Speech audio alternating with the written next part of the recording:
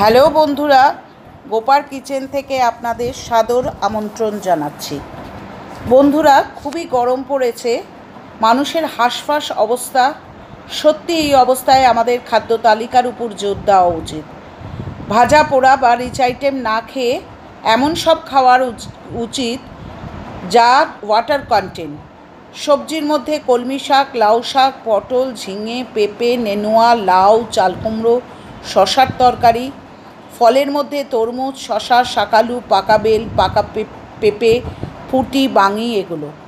শরীরকে ডিহাইড্রেট হতে দিলে চলবে না, এই জন্য বিভিন্ন ফলের রস, শরবত, দইয়ের ঘোল খাওয়া উচিত। আজ আমি আরেকটি পুষ্টিগুণে ভরপুর পানীয় নিয়ে এসেছি, দইয়ের ঘোল।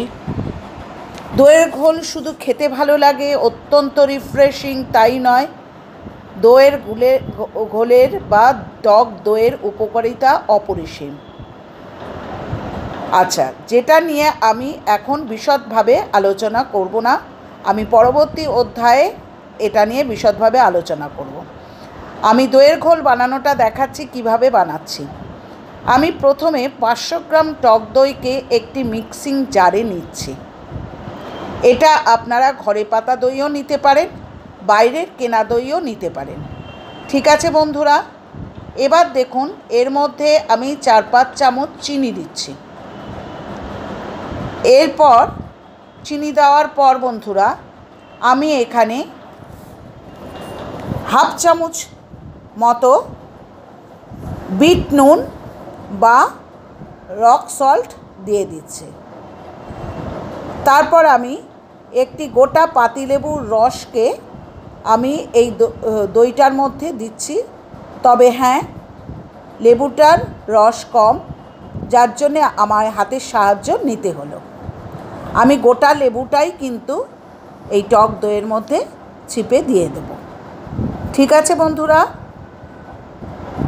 এরপর আমি ফ্রিজ থেকে একটি ঠান্ডা জলের বোতল বার করে, লেবুটা চিপে দেওয়ার পর ঠান্ডা জলের বোতলটি বার করে আমি এর মধ্যে কিছুটা পরিমাণ জল, খুব বেশি নয়, কিছুটা পরিমাণে ফ্রিজের জল দিয়ে দিলাম। তারপর দেব হচ্ছে কিছুটা আইস কিউব। দেখুন বন্ধুরা, আমি কিছু আইস কিউব দিয়ে দিলাম।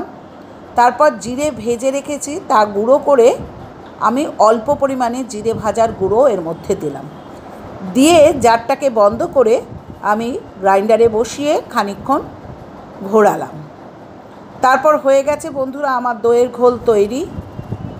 আমি প্রতিটি গ্লাসে 1, 2, 3 করে আইস কিউব দিয়ে নিচ্ছি। এটা জাস্ট, এটার খাদ্যগুণ কিছু নেই, এটা অপশনাল, আপনি দিতেও পারেন, নাও দিতে পারেন, তবে অতিরিক্ত গরম বলে আমি দিয়ে নিচ্ছি। আপনি এই আইস কিউবটা দেওয়ার উপর দইয়ের ঘোলটা ঢেলে দেবেন। আচ্ছা, দেখুন বন্ধুরা, এইভাবে প্রতিটি গ্লাসে দইয়ের ঘোল দিয়ে আমি পরিবারের সদস্যদের পরিবেশন করব। এবার আসি টক দইয়ের উপকারিতা ও খাদ্যগুণ সম্পর্কে। টক দইয়ের উপকারিতা প্রচুর। এটি প্রোটিন, ক্যালসিয়াম এবং ফসফরাস ও ভিটামিন প্রচুর পরিমাণে রয়েছে।